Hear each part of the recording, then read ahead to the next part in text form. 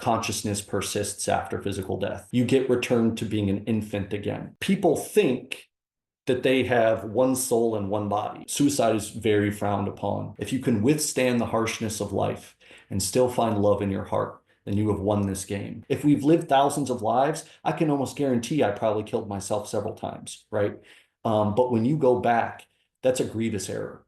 There is special restoration that takes place for people who have done that. So they'll just send you right back. There's light, love, a body they don't care about. Now, there are other realms that you can incarnate to. A person can bifurcate, a cosmic consciousness who can bifurcate itself and live three existences at the same time. This body's temporary, your consciousness will persist. And believe me, you're going to experience all the pain that you give away to others. Let's talk about what you want to experience and learn. Let's design this so that it's a very good use of your time. And along the way, they're reminded, you know, this is going to be very difficult, right? And everyone is like, yeah. And the way in which they communicate through Earth at the very beginning is just sound distortion. It's unintelligible. Where do you stand in terms of like, what is a healthy amount to kind of look at this? You know, is there such thing as too much? Is there such thing as too little? Science, for instance, tries to discredit near-death experiences because they say it's too subjective. It's not evidence-based. We can't build an experiment where we can repeat these procedures and get the same outcomes. This horrible thing that can happen if you don't have self-confidence or a belief in self because you have a kind of a bent reality on what should be perfect. I think all of us are that golden ratio to where we're all kind of near perfection, but we're not perfect. And that's what makes this thing beautiful, which is near-death experiences. We literally have people just like us physically die and come back and try to share their wisdom with us, and we're not going to listen to them. It blows my mind. Welcome everyone to Our Sliver of Time. Today we have a very special guest, Adam Jones, who is putting together a theory of consciousness, and we're going to talk about near-death experiences and the mysteries of existence itself. But first and foremost, thank you so much, Adam, for coming on. Hey, David, it's a pleasure to be here. I appreciate, conversations we've had before this one. I think you have a really interesting channel. I think you have a lot of interesting insights, so I'm excited to be here. A lot of your work is based on near-death experiences. So I suppose maybe a good starting point is, what is kind of one of the most incredible concepts that you've heard in all of your research? You know, is it the leaving the body, the disconnection to it? You know, what are kind of like certain facets that excite you the most? Yeah, I would say that there's two. I think that the first one is probably the most fundamental, is that in the aggregate of hundreds and hundreds of hours of near-death experiences that I've researched, love. Love is the one single emotion that is probably the most consistent um, feedback that anyone has had about their experience. And it transcends culture, language, gender, age, situation, belief systems, no belief systems. Love is often what people talk about and remember and miss the most about the experience. But aside from that, I would say that the life review is probably the most fascinating aspect of this. And it's not how people would typically think about it, to where they get to review their life again. They basically get to experience all the love and pain that they gave away to other people from the other person's point of view.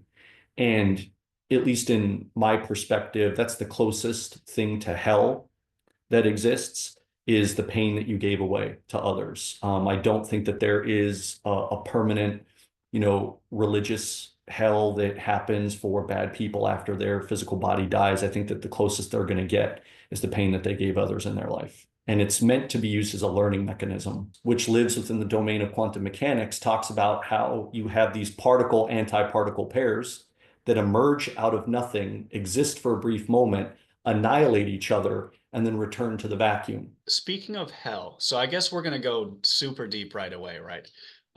You've also talked about the concept of perfection, that perfection could potentially be like hell because it's so perfect that there's almost as if there's nothing there. I don't want to put the words in your mouth. Is that accurate to say? Do you think that if perfection is nothing, that it could be hellish because there's nothing there? Which kind of leads us into the idea that consciousness split itself up into a whole bunch of fragments. I mean, of course, we'll have plenty of time to go over it, but is that kind of what you think, that like if it's too perfect, it's kind of like hell? It's an interesting idea to wrestle with. You know, I grew up watching a lot of like Twilight Zone episodes to where these storylines would take these very unusual turns, and you would have kind of a preconceived notion of what was going to happen, and then the Twilight Zone would have this entirely different outcome, right? So there's some creativity in my thinking where I try to challenge what my presumption is, and then I try to think about a topic differently from different angles. So I'll give you an example here. I have an interest in studying the Fibonacci sequence. And the Fibonacci sequence is a recursive mathematical pattern that is found in a lot of our surrounding natural environment.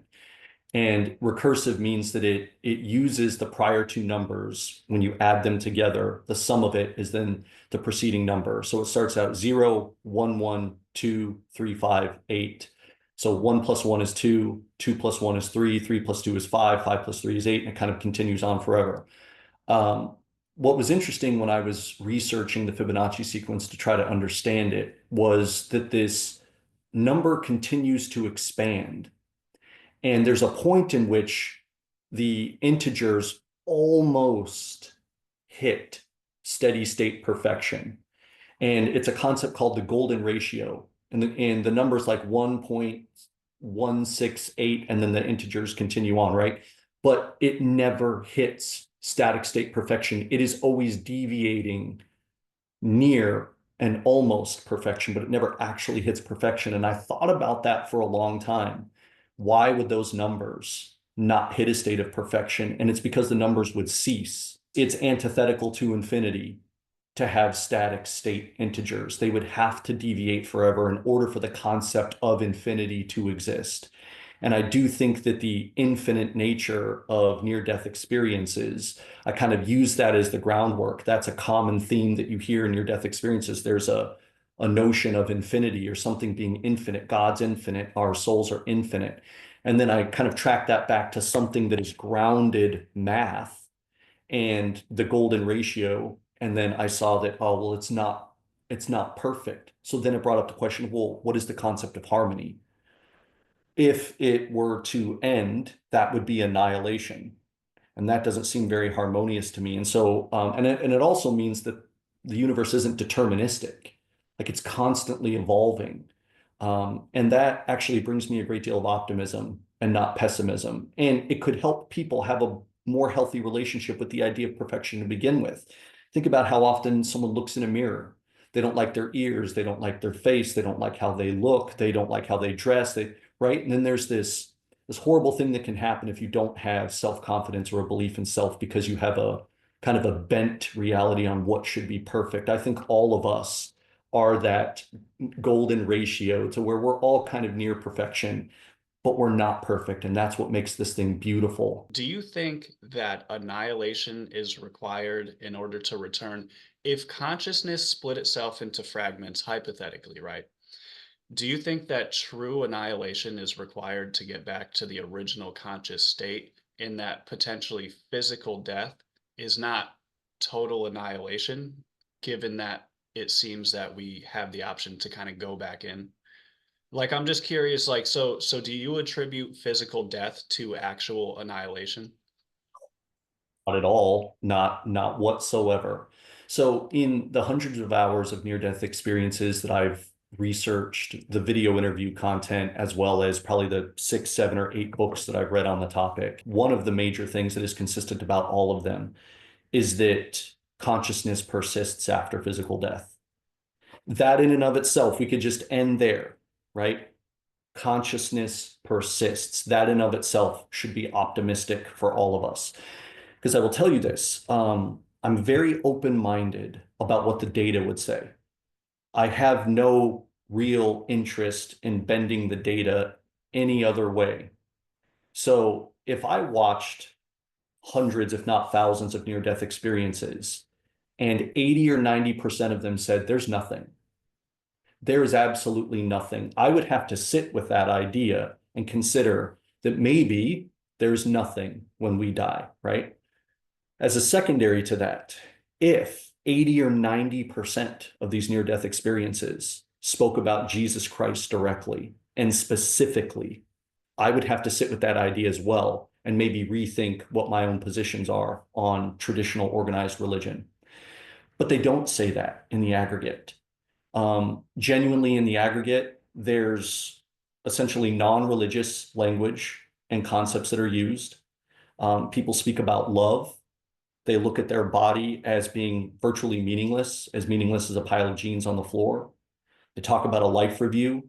There are these deep perspective shifts that happen to the degree that people feel compelled to come back and share with the rest of us the knowledge that they were given, even perhaps at the expense of their credibility or their reputation, because they'll sound crazy. And that in of itself makes near-death experiences a really fascinating topic. And I think that there's really divine insight that is trying to be communicated to us. And the communication mechanism is human consciousness itself. That thing is experiencing it and bringing it back to share with us. And so, when science, for instance, tries to discredit near-death experiences because they say it's too subjective, it's not evidence-based, we can't build an experiment where we can repeat these procedures and get the same outcomes.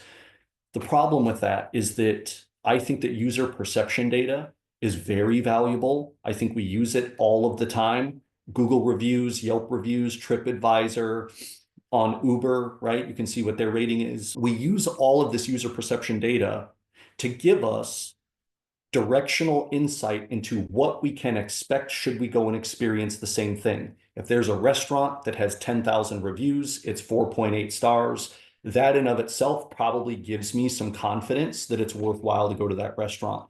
Now I can peel through all of the commentary. And what's interesting about the commentary is each comment will never be identical to another.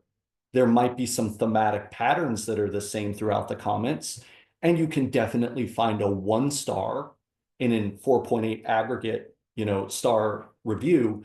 And that person, their disposition that day, their expectations were probably just wildly different than everyone else, right? Does the 1 star exist, right? Does the hell experience exist in near-death experiences? It does. It certainly does.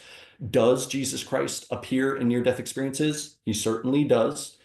Does Krishna? Yes.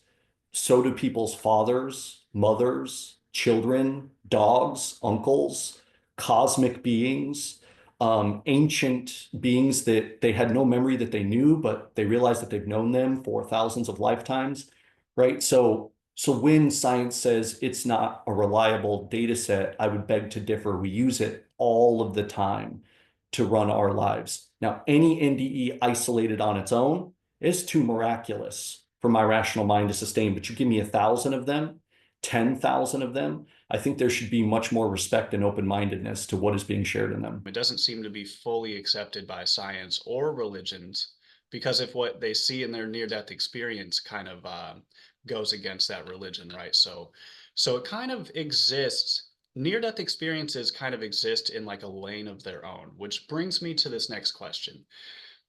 In your opinion, is it fair to say that near-death experiences are turning into a new belief system entirely? Almost, you can call it a religion or it doesn't have to be a religion, but would you say this is a new belief system that is kind of like sweeping the nation?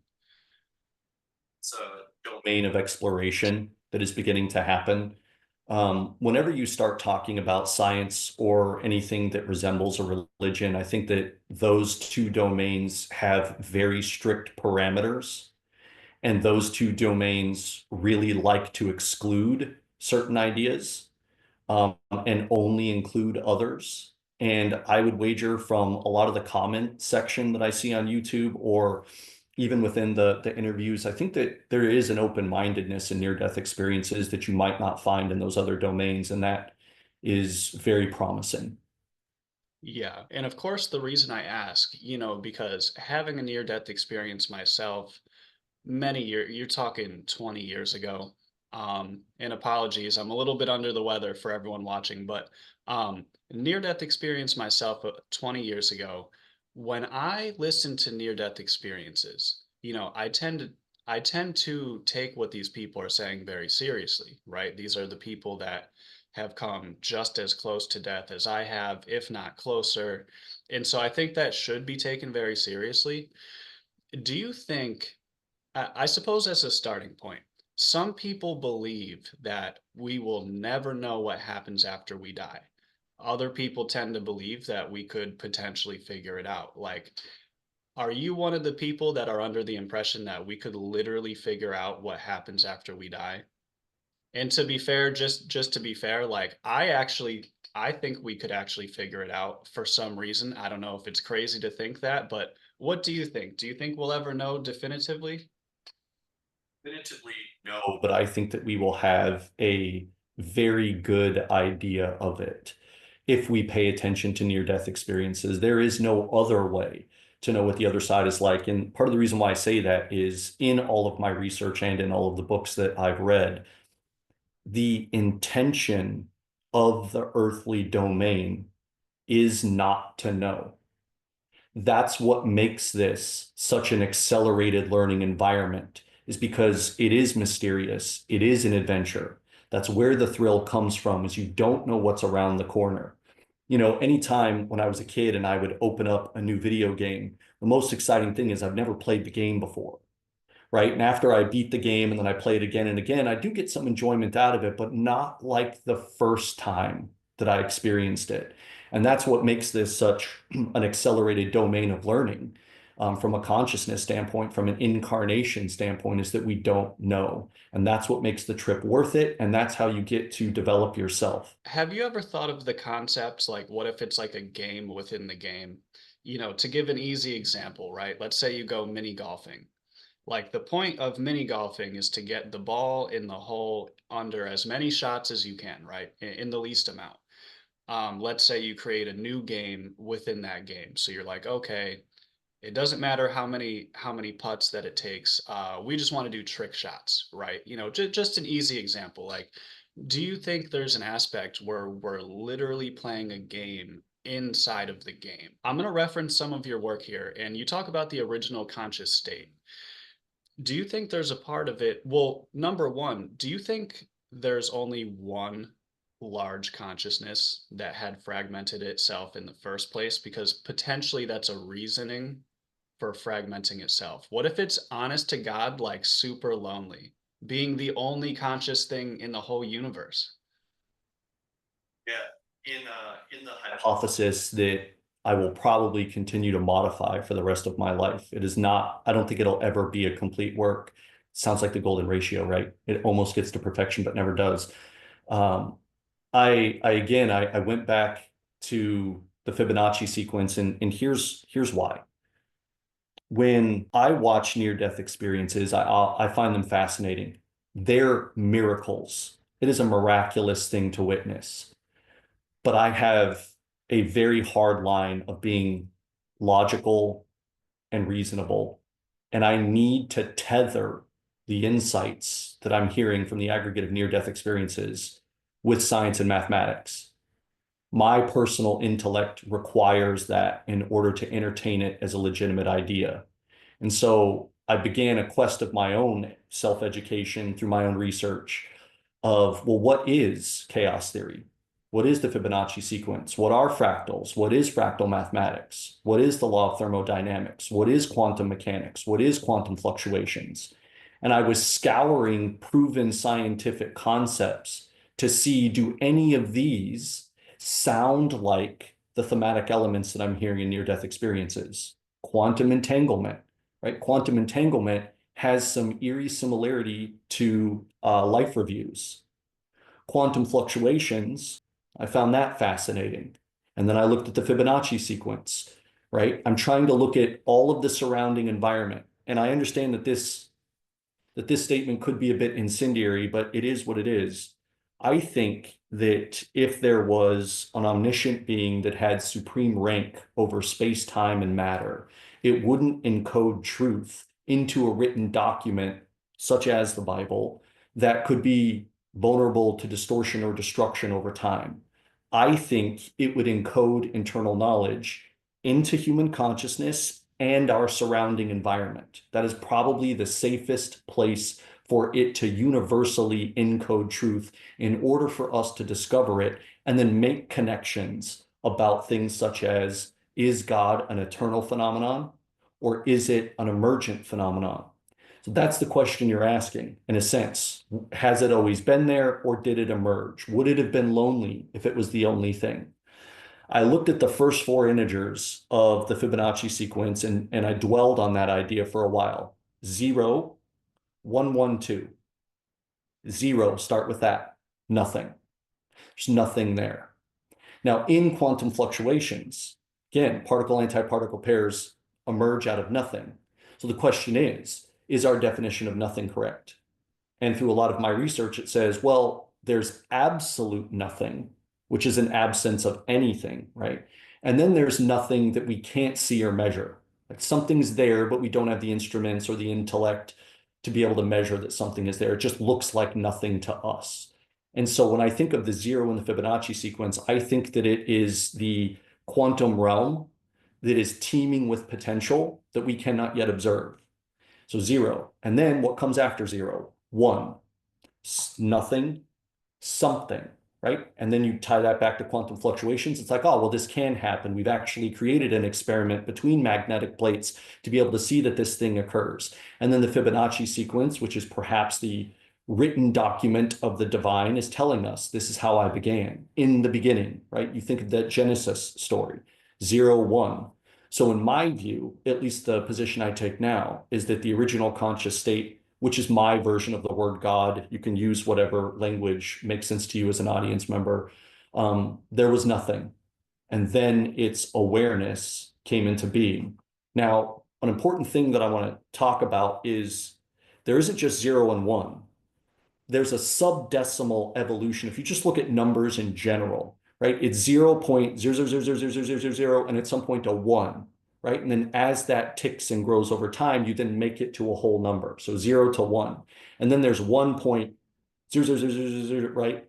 And then so that's the integer distance, the subdecimal distance between 1 and 1, and then 1 and 2.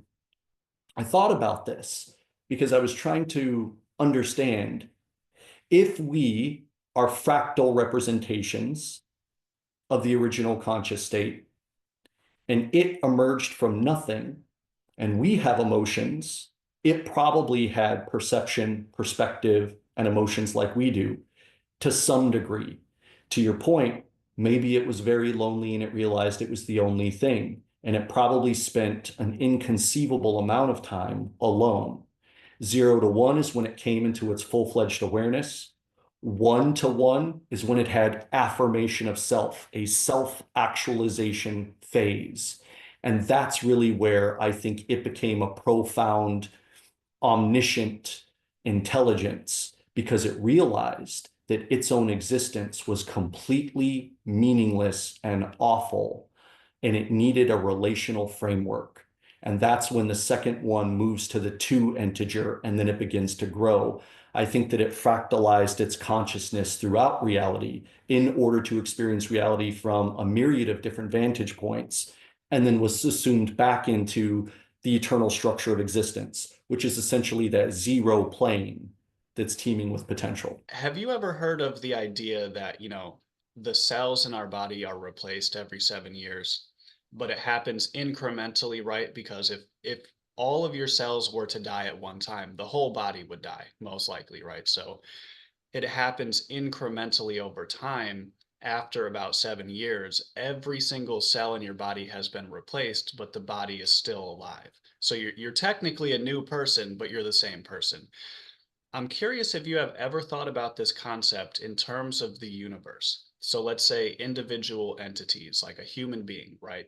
Human beings die, new human beings are born, you understand? So it's constantly getting replaced. Do you think like the same consciousness, that it's working in the same way, where like if consciousness is kind of visualizing its own universe through all of these lenses, so it's kind of like people die but they don't really go anywhere, it just gets replaced by more people if it's the same consciousness that's inhabiting all of our bodies.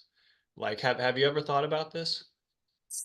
To some degree, yes. I mean, this is what makes conversations like this so much fun and why this is such a fascinating domain to talk about. A few things.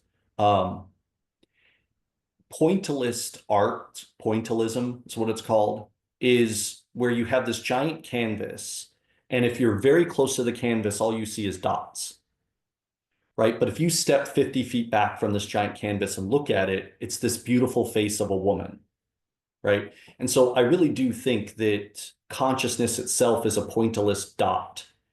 And we cannot conceive of the greater canvas design because we are that inconceivable dot. We're very important to the overall structure, right? But we're just a dot.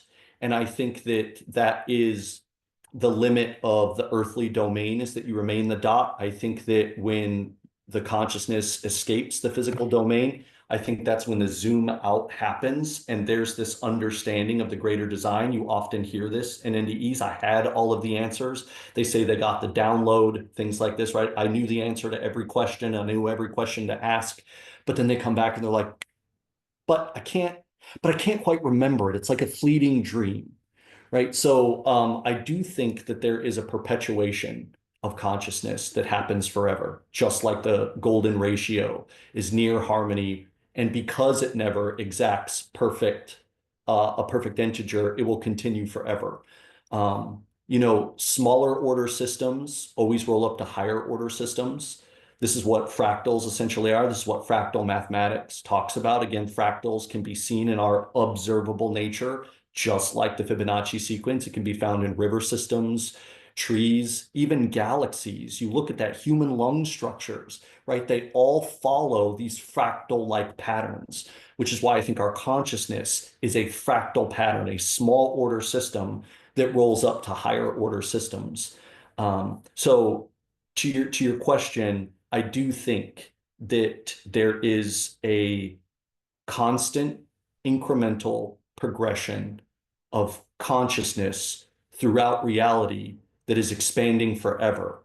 And it's important for consciousness to exist because we are observers. And our interaction with the eternal structure of existence, there's a co-engagement happening. The more that we exist and think and experience consciousness, the greater the eternal structure is able to grow. It's a centrifugal force to where we're coexisting together. It's a bi-directional sync. We are feeding the environment and the environment grows, and therefore our consciousness continues to expand and grow. I'll also bend this a little bit as well. I read a fascinating piece of insight probably from Michael Newton's books. It's the Life Between Lives books.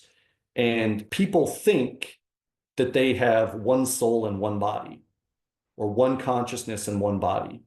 And he actually talks about some wisdom that was brought back through some of his sessions that says actually a person can bifurcate, a cosmic consciousness who can bifurcate itself and live three existences at the same time. Now, there's a limited amount of energy that being has. And so it takes a lot for it to split itself into three different physical incarnations, all tied back to the single source that it is on the other side. But that people sometimes do this to accelerate the learning and development. So who knows if the person that you're interacting with that you really love, like you deeply love this person, that could literally be another version of you that is incarnated as separate but the same. And you hear that, right? I was separate but a part of everything at the same time. So that's my point of view on consciousness and its individuated states. If we were to find out that consciousness definitely persists after we die, like the real world implications of that, right? So we think of ourselves as human beings.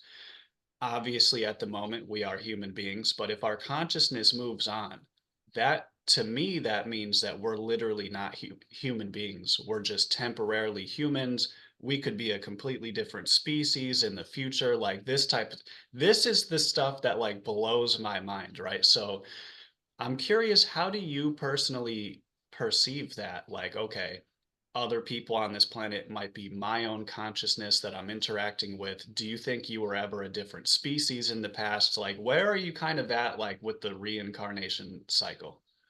Well, I mean, I think that's a very common thematic element in near-death experiences is that people say that, oh, I've lived thousands of times. And this is where near-death experiences have conflict with traditional religion. And this is my own personal grievance with the parameters of traditional religion. Traditional religion is akin to standing at a half court basketball court, right? And you have a basketball and you're expected to throw a half court shot and nail it the very first time that you do it. And if you don't, if you do a bad job, you will be permanently punished forever. That doesn't work for me. And when I look at the Fibonacci sequence being incremental over time, when you look at fractal mathematics and how these smaller orders have different iterations of itself that roll up to higher orders, and it continues on forever, that tells me that development is incremental, that this life isn't one half court shot. Um, I think that if near-death experiences were taken more seriously, and at some point maybe there's a tipping point where science proves it and it becomes a new layer of human civilization, I think it would tilt the world for the better. And this is why I do think that there are a lot of people in this world who dominate resources and create scarcity because they're so worried about what is going to happen to them and their family. And if there was an understanding that this body's temporary, your consciousness will persist, and believe me, you're going to experience all the pain that you give away to others, people would rethink, should I hoard resources? Should I help people that need help? Should I express more love and kindness and compassion, knowing to some degree selfishly that if I'm a Scrooge about it, right? This is a holiday season. If I'm a Scrooge about it, I'm going to have to chew on that later, right? I don't want to brutalize myself later, which is essentially what you're doing to other people if that's what you're doing. So I do think that it could help tilt the world in a better direction if it were taken more seriously. It has brought a lot of optimism and composure and calmness to my life. I do not have it figured out. This is why I'm doing the research. I don't have an absolute monopoly on truth. This stuff is extremely fascinating. Um, I don't subscribe fully to everything in science. I don't subscribe fully to anything in any traditional religion. I think all of them, from a pluralist kind of view, I think all of them have aspects of very important truth. I think sitting in between them is the most ignored domain, which is near-death experiences. We literally have people just like us physically die and come back and try to share their wisdom with us, and we're not going to listen to them. It blows my mind. In my like unquenchable desire for more answers as to, you know, what is consciousness, existence, I feel like near-death experiences are probably the best place to go. That's just my opinion, so I think we can agree there.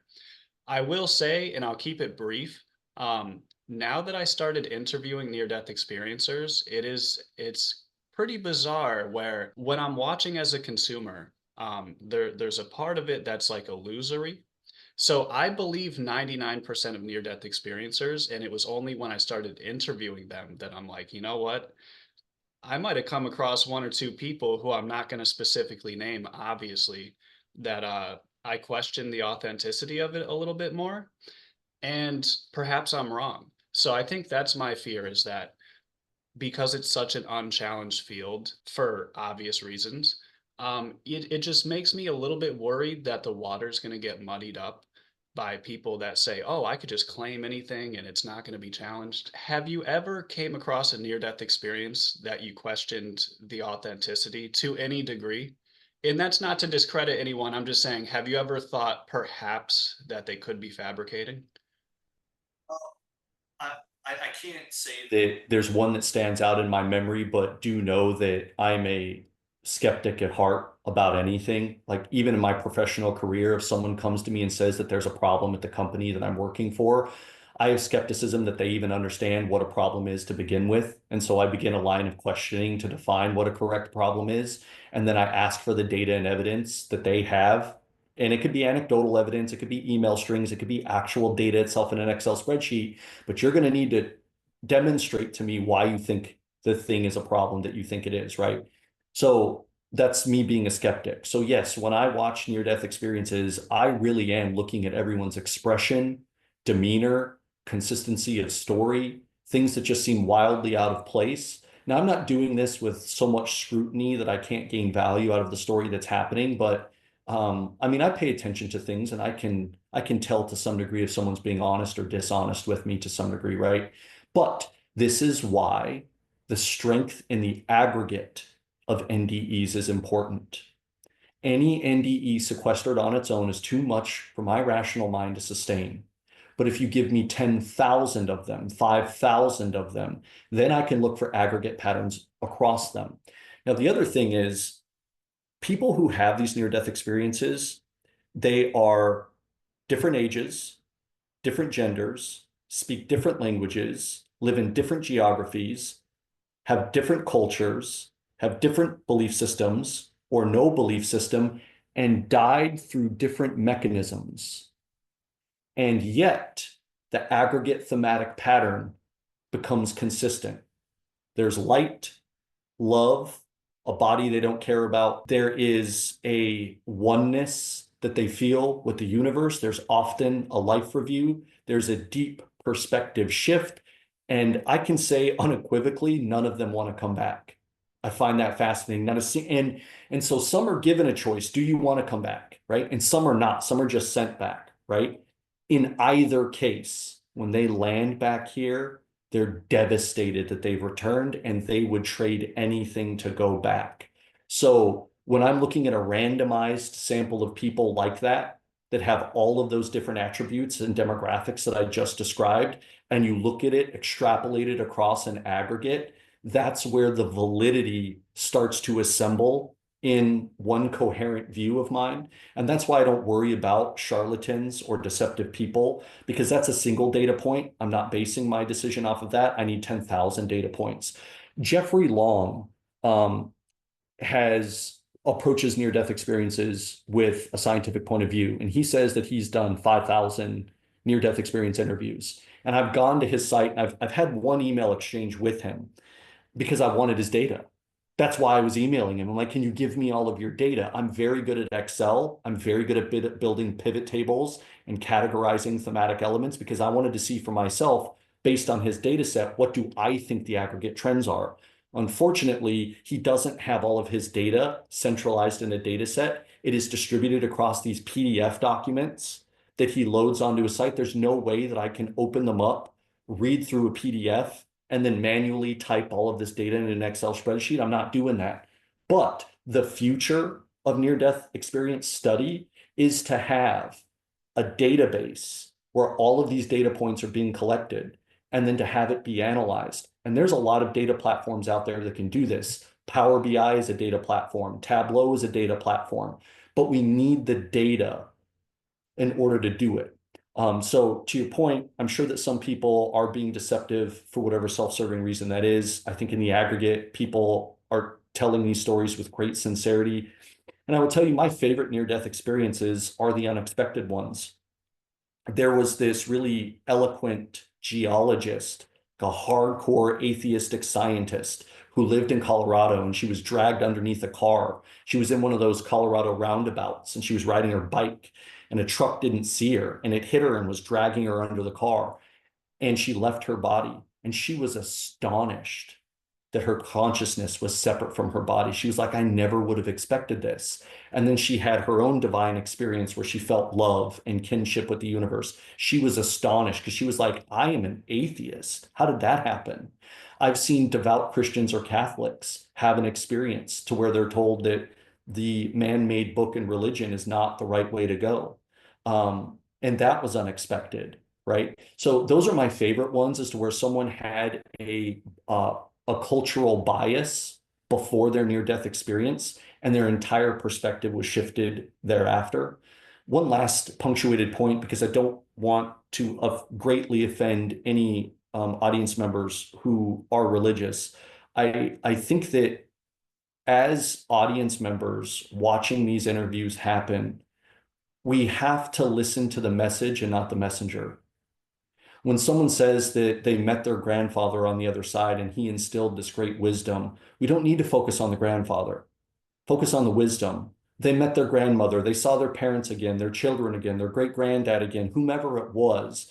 Don't focus on the messenger, focus on the message. And I think that when people will watch a near-death experience and there's a religious figure that emerges, that's what they focus on instead of the message that was given to them. It's a big mistake that is a personal grievance of mine. I think you bring up a good point. Like, perhaps I'm a little bit too concerned that I've seen one or two people fabricate a little bit. And, perhaps at that point, you're like, you know what? I have faith that other people can make their own distinctions and stuff. I suppose it's just been something on my mind lately. It's kind of interesting getting that inside look into people's operations and what they're really trying to do. But to each their own, you know. How often, obviously, you are trying to, look at near-death experiences, you're putting the pieces of the puzzle together. I believe we share that passion for like the fantastical mysteries of the universe. It's kind of like never ending, which is also beautiful. So, with that being said, how often do you think about your own death? Like, where did this interest come, this passion come in the first place?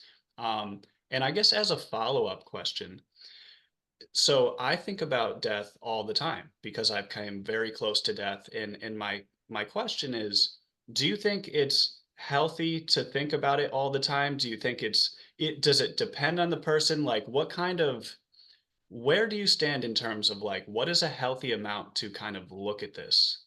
Is there such thing as too much? Is there such thing as too little? Less about quantity and more about the quality of the contemplation. I think that religion is very good in the way that, especially in the New Testament, it's very optimistic. It instills hope, right? I will say that if someone is a nihilist or an atheist, it can become very lonely, perhaps, to think about annihilation, like pure evaporation of consciousness into vapor. It never exists again. So I would just tread lightly to anyone who subscribes to those domains of thinking. There are definitely some people like Stephen Fry, who is incredibly articulate, incredibly intelligent, is a devout atheist, and doesn't seem to be living under any kind of psychological trauma that annihilation is what he's headed for. I think those people are rare. I applaud them that they can hold together their psyche under that belief system.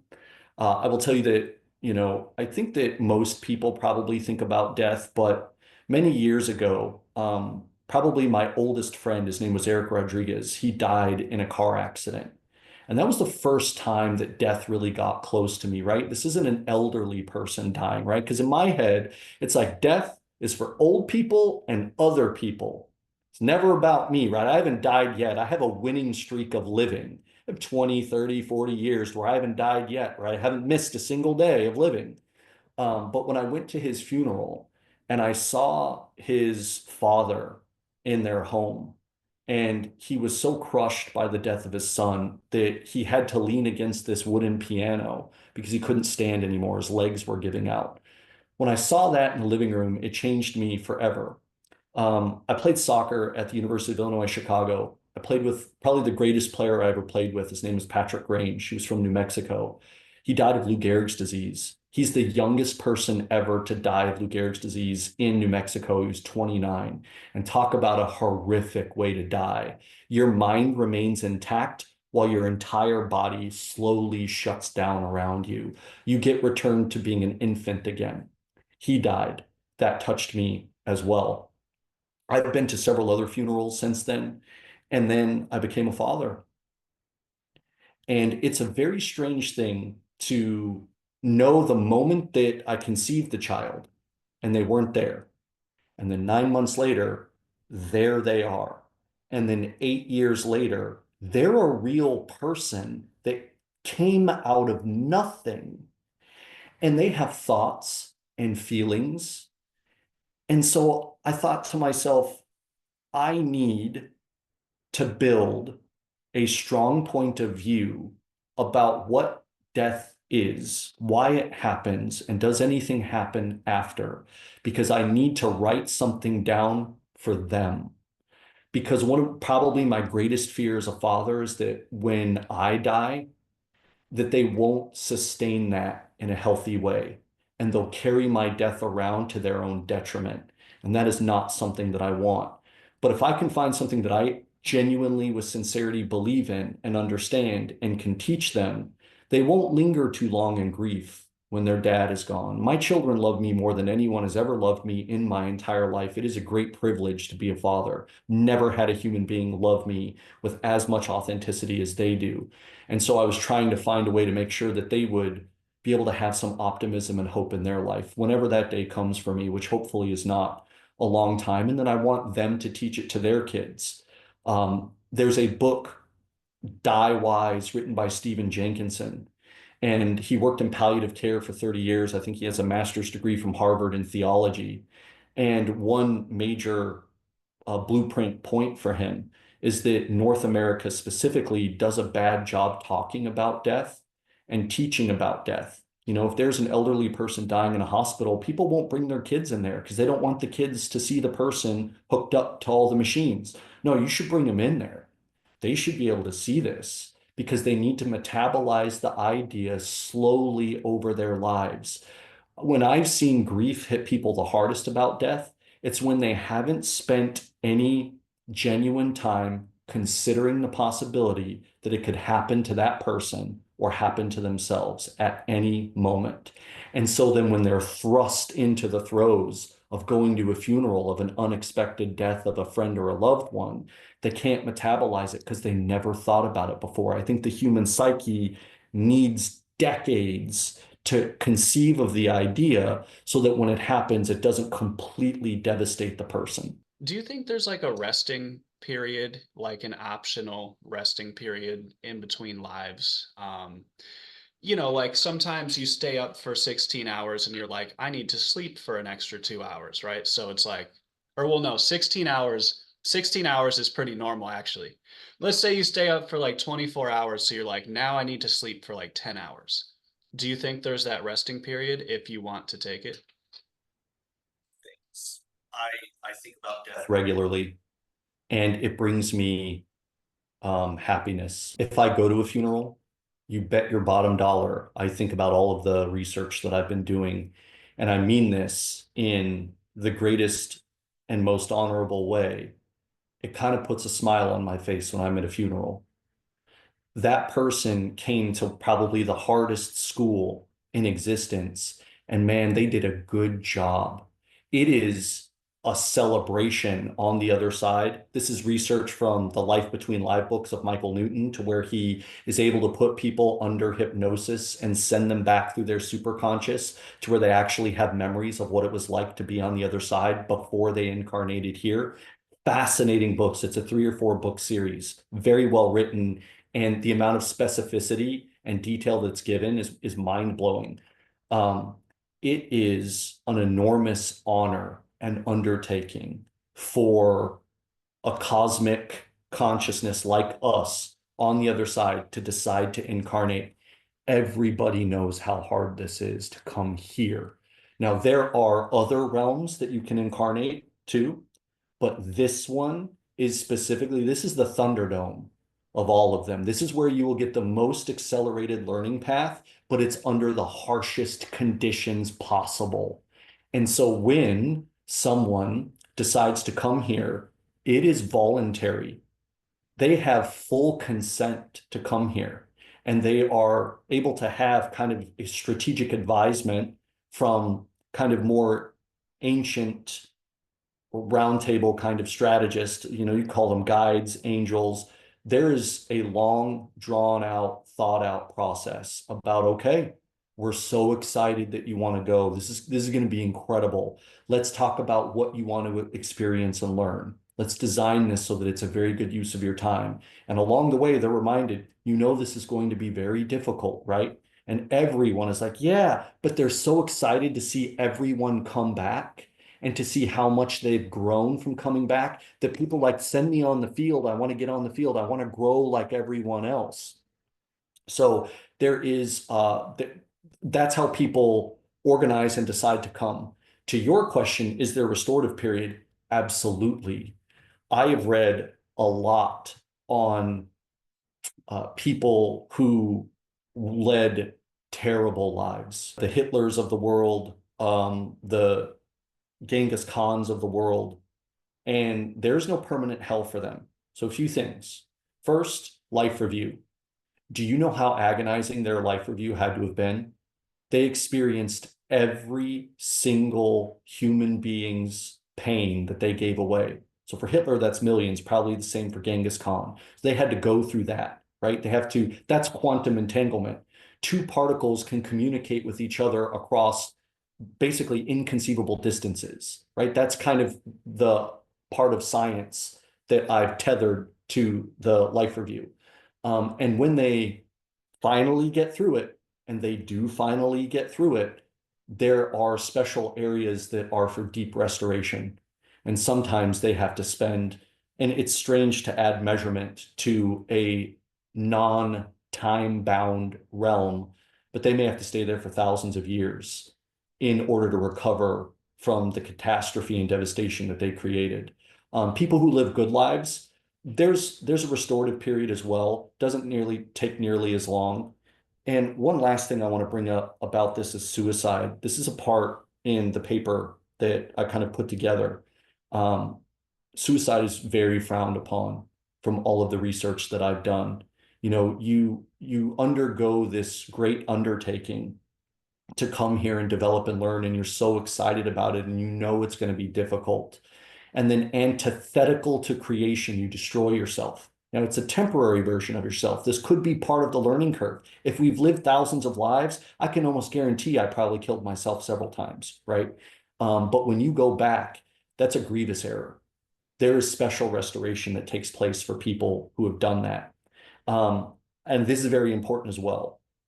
If someone believes everything that I'm saying, they could take a position of, well, Adam, this body isn't real.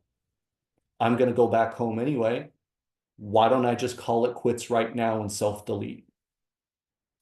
The reason why you don't want to do that is they'll just send you right back. And there are some people who were devastated by that. They thought they were going to have this long restoration period. They're like, nope, get back out there. And they'll just send them right back. So the whole point is, don't squander your time. Honor the life that you have. There's a quote that I love. I shared this in a different interview that I had, and I came up with this when I was hiking with a very heavy 40-pound vest on. If you can withstand the harshness of life and still find love in your heart, then you have won this game. People need to keep that in mind. I know that it's difficult to live life. Keep doing it. You are growing more than you can possibly imagine. And when it's your time to go home, don't rush to get there. That's not up to you. When it's your time to go home, it is going to be such an enormous celebration that you went on this great journey, that you had the bravery and courage to do it. And then you'll get to rest and reconvene with all the people that you missed. And then at some point, what's going to happen? You're going to want to come back and do it again and learn again. That's kind of like the liability of what we do too, right? Is like, how could this get misinterpreted? Who's going to come to me to say, well, one of your guests said it was a great idea. It's like, bro, like that is definitely not my call. But yeah, I do think it's very interesting. It's very unfortunate when people are so distraught that they feel the need to do that. I'm going to try to keep names out of it. Perhaps I put this in here, perhaps I don't. But, like I interviewed someone the other day that was talking about they used to practice committing suicide and all this type of stuff. And that was a way different conversation. That conversation went in all sorts of directions, quite frankly. But I want to say this as well on that topic. I think that when people approach self-deletion, they are seeking an ego death and they are mistaking it for a physical death. Elliot Hulse, he was a YouTube creator for a while. He did a lot of stuff in physical fitness, but he was deeply philosophical. He's roaming around somewhere on YouTube that people could probably subscribe to his channel if they wanted. He said that one time, and I have thought about that ever since. People who approach self-deletion are seeking an ego death, and they're mistaking it for a physical death. They know that a part of them needs to die off in order to grow. Jordan Peterson talks about this in a great deal of his lectures. This is the benefit of lightning strikes in a forest. A lightning strike will burn down an entire forest, and it's rejuvenated and will flourish over hundreds of years because it will regrow. Ego deaths are very, very important. They are very, very painful. And I think that at some point in time, we all kind of have a shot clock as we're maturing as human beings. And I think that we may not be able to understand and articulate it. We know that we need an ego death, and they're unfortunately making a grievous error and making it a physical one. That's a really interesting concept, and perhaps there's an aspect of that as well. Kind of speaking of that, have you ever noticed, some people talk about the old me versus the new me. Perhaps there's ego death involved somewhere in that process. Have you ever thought about the idea that it's not the old you versus the new you, whereas really it might have been like 45 different times that you changed, and now it's only now upon reflection that you say, wow, what a big difference. But there was really like dozens of changes in between. That follows the same kind of rationale to the paper that I wrote.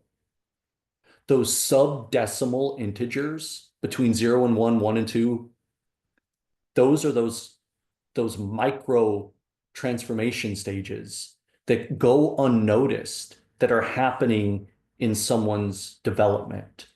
And then you hit this crescendo point to where you're like, wow, I fully changed. Like, you've been changing this whole time. Your skin replaces itself over a certain amount, right? Every time it flakes off, it's changing and rebuilding, right? But you don't notice it because it's so microscopic. This is why it's like, oh, watch the grass grow. And no one has time for that. You're never going to see the change. But if you leave for 10 weeks and come back and no one cuts your lawn, all of a sudden it's this massive transformation. I have thought deeply about this. This is part of, I think, the beautiful design of this world is that it is very hard to focus on the present moment. The only way I've ever been able to focus on the present moment is running a marathon. Let me explain why. And I didn't run it very fast. I ran it in like 4 hours and 45 minutes, but it's just something I wanted to cover the distance and accomplish it. That's a long time to run, 4 hours and 45 minutes nonstop, right? The funny thing about running long distance is that you try to send your consciousness away. You want to think about other things. You don't want to be here right now. It's the only way that I've naturally been trapped in a moment, and I'm trying to send my attention elsewhere because every other part of my life, I'm trying to focus my mind right now and it won't let me. So it was funny. It was a funny experiment for me to be trapped in the present moment because you can't see these changes happening. And all of us drift. Our focus and cognition drifts all the time. You can sit down and pray to be a good person, and you actually set out to do that. Somebody cuts you off in traffic, something goes wrong at work, your kid, does something that really upsets you, and then all of a sudden you have this moment, you're like, dang it, why didn't I remember the thing I wanted to do? It's this constant drifting, which makes this world and this life very difficult, and to some degree fun. For me, I get that feeling of being in the moment when I'm skateboarding because it's kind of like, I guess there's differences. Like you're saying, you're trying to send your mind to a different place to distract from like where when you're doing the marathon. Whereas like with skateboarding, if you're thinking of other things while you're in the middle of a trick, like you're gonna die. Right. So it kind of like puts you in, and it feels like there's a part of it where it feels like it's one of the most natural states, right? That flow state where you're just like completely, truly in the moment. And it's almost as if without skateboarding, I don't know how much I would experience that just being in the present, kind of interesting. There's moments in this interview where I hit flow state. There's certain moments when I'm in the gym where I hit flow state, and that's how you know you're doing something really good. If you could reincarnate into any species on planet Earth other than human, what would you pick?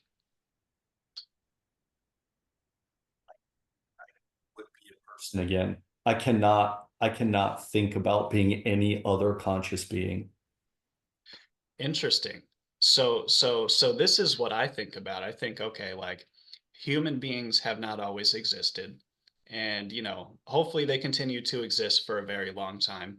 But if we've been reincarnating this whole time for billions and billions of years, like pretty good chance you've been, like a bird or like a pterodactyl, right? Like some crazy. So for you, it's difficult to imagine living in a body that is not human. I would want to if given the choice. So there's a book called Raw Law of One. And this is a multi-book series that's similar to Michael Newton's. They're able to put someone under trance who's able to channel, an alien civilization that brings back wisdom. Anyway, one of the concepts is that everyone starts out as inanimate matter, like fire, water, rock, that there is some tertiary consciousness, but it's at such a low vibration state that it doesn't yet conceive of self-awareness. And you have to do that for a period of time until you can become something as low level as like an ant. Insects move to animals, animals move to humans. Like this graduation scale. There's other incarnations that are far above human beings and human intellect. And so I funny enough, So, I will so sometimes look at my dog and be like, man, she's really got it made. And it's like, yeah, but she doesn't know anything. She has no real cognition. It's like, nah, I like being a person, even if I'm stressed out right now. okay, so basically you think that other species are maybe lower on the totem pole. Not that you respect them any less, but you like in terms of like you graduate up to like a human being. Yet their cognition is lower. And I think that's what makes human beings really unique is that we have high cognition. Okay. That makes sense. And we're actually very lucky. We have high cognition and we also have like the most able bodies on the planet. It's funny how sometimes when you realize like that we not that we take it for granted, but it's like, I'll look at, a stink bug or like random insects, like some of these people they don't have eyes, like this type of stuff. Like we're actually really lucky with the bodies that we, find ourselves in. Yeah, that's a fun one. Okay, so you don't know who you would reincarnate into, so that's fair.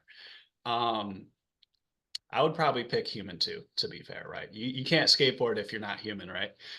Maybe if you're like a bulldog on Instagram. Do you think that our solar systems and galaxies, if you were to zoom out as far as you can, to where the galaxies by reference point are as small as what we consider to be atoms and protons and neutrons. Like, do you think it's like an upscale event, like a micro and macro? Yeah, I've thought about that a lot. I think that that is a really interesting idea, and that is what fractals and fractal mathematics posit, is that these self-similar structures grow or shrink across infinite dimensions of time. Okay. See, I think about this. I see. I'm so lucky, Adam. I'm so lucky that I love this so much because I think about this shit all the time. It like blows my mind. Well, Um, did you ever watch the Men in Black movies at all? a very long time ago. Okay, they're one of them. I forget which one, two, three, something like that. Will Smith and Tommy Lee Jones are talking to each other. It's near the end of the movie. And Will Smith, there was a locker. When they open up the locker, there's like this little civilization in there that kind of worships Jay. He gave him a watch, right? And they cheer for him when he opens the door. And he's sitting there talking with Tommy Lee Jones. He's like, man, isn't it just kind of sad that you open up this small little locker and they think that that's all that there is and they kind of worship us? Isn't that dumb? Tommy Lee Jones walks over to this exit door and kicks it open. And our entire existence is a locker inside of this giant alien airport. Like we're just one locker among thousands of lockers in one airport in a different kind of dimensional reality. And that's where your mind starts to melt because you realize that it goes on forever. And what we think is an entire universe could be sucked into the decimal point of a molecule that is then around trillions of other molecules, to your point earlier, that comprises a living being and we're living inside of it. And it's like, oh my gosh, it's overwhelming to think about the scale. Yeah, that to me is so fascinating. Like the idea that, people think about God and everything else, which they could believe whatever they want. But it's like, what if God is literally the being that we're potentially living inside of? What if God's never thought about us a day in his life? But that's not a bad thing. It's just like how often are you considering the microorganisms that live on your skin? Like when you go out drinking or whatever with your friends. Like you're not purposely punishing the microorganisms. You are hosting their life. You are essentially damaging their environment, but you're not doing it because of anything they've done. Uh, Yeah, Alan Watts talks about this. He says that, disharmony on one level creates harmony on another.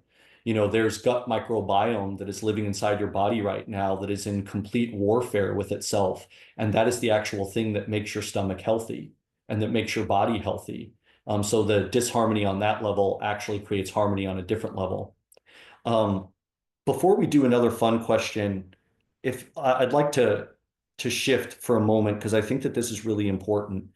Um, in the research that I've done about near-death experiences, one major thing that occurs in most of them is that language is a limiter. Most people are like, words can't describe the colors I saw, the things that I felt. And this is really, really important because any audience member who watches your show or any others, or who just sits quietly at home and reviews near-death experience videos, understand that every near-death experience goes through some kind of distortion filter. Linguistic relativism is essentially the idea that the way that we conceive and construct thoughts is based on the language that we speak. There are some languages that have a variety of different words to describe the color green. There are other languages that might not have a word to even describe the color green. And if you sent those two different people into a forest and you asked them what they saw, they would each come back with a sincere, authentic experience, but one would speak a great deal about the color green and the other person wouldn't, right? Neither one of those is a false point of view. Both of those were true. The reason why I bring this up is I try to be as open-minded as I can when I hear someone describe their near-death experience because it's passing through the instrumentation that is their thoughts, their eyes, their senses, their preconceived notions, their biases, their culture, their language, their geography. None of this is lost on me. And it's not for me to judge to some degree how they're telling the story or what was told to them. Um, to to kind of expand upon that point, one of my favorite movies of all time is a movie called Contact. It's an older movie. It's got Matthew McConaughey, Jodie Foster in it. The premise of the movie is that an alien civilization decides to communicate with Earth. And the way in which they communicate through Earth at the very beginning is just sound distortion.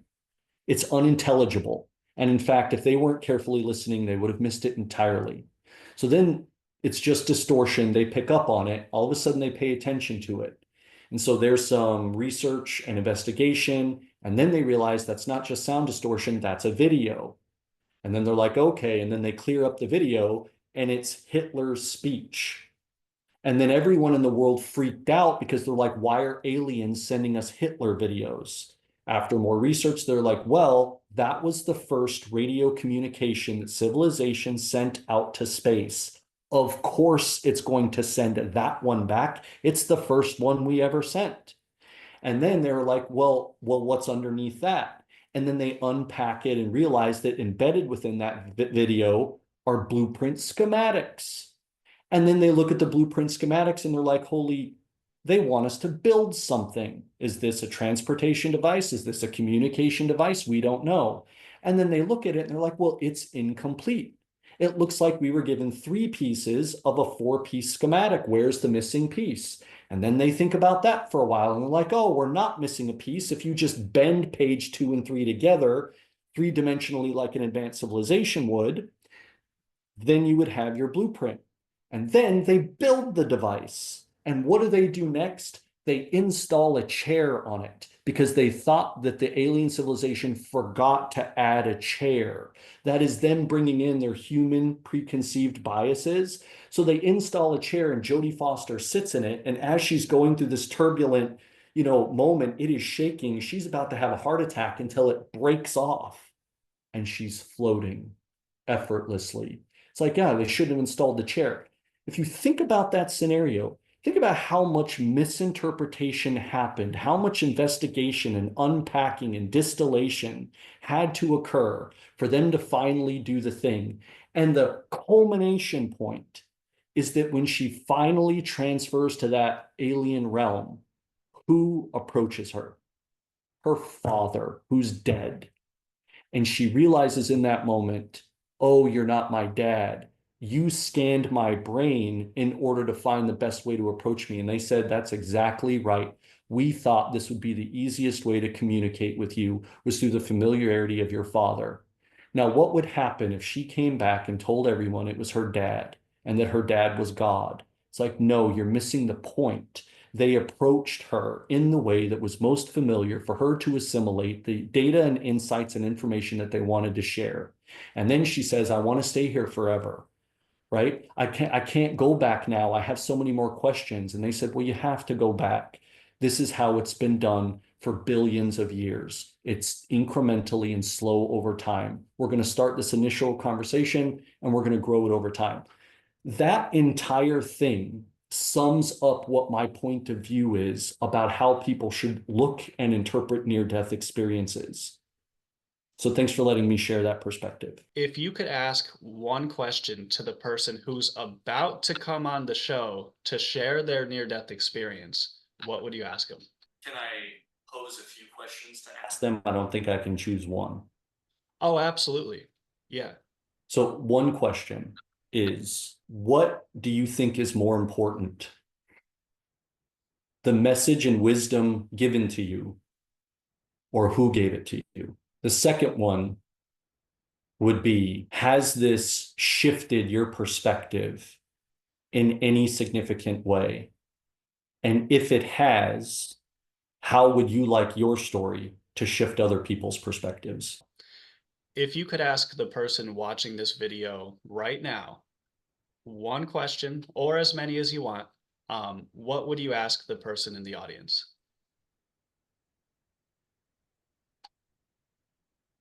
I know it's like an open loop. The range is so wide.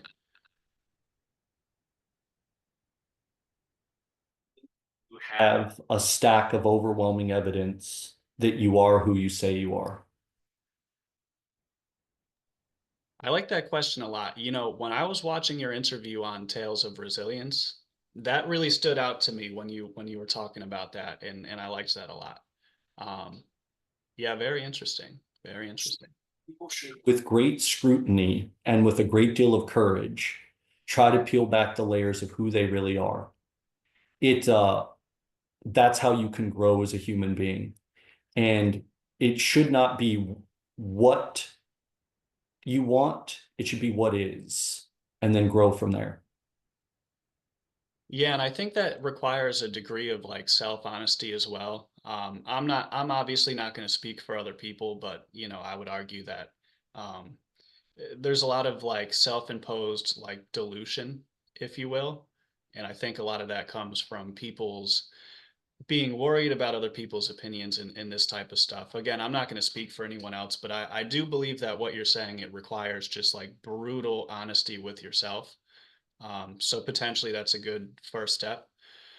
Um, I'm also not a you know, I say a lot of things. I had a revelation the other day. I'm like, you know, a lot of what I do is like I'm kind of trying to pose like philosophy. I'm not a philosopher, dude. Like I'm not like I always love to say like I'm not the all-knowing teacher. I'm not a scientist. I'm not a philosopher. I have ideas. I'm willing to put them out there. That's about it.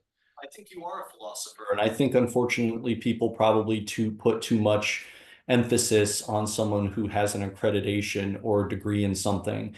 A lot of the research that I performed in order to write my written work, I have no degree in physics. I can't do physics or mathematical work. I can understand concepts and I can read about them and write them.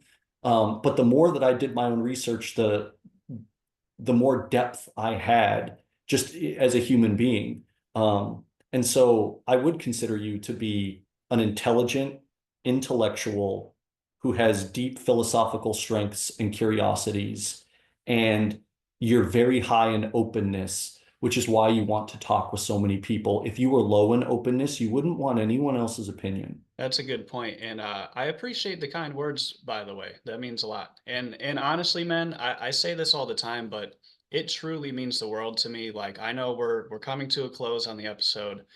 I just want to say, man, to kind of close it out, I'm so happy you came on. It honestly means the world to me, and this whole operation,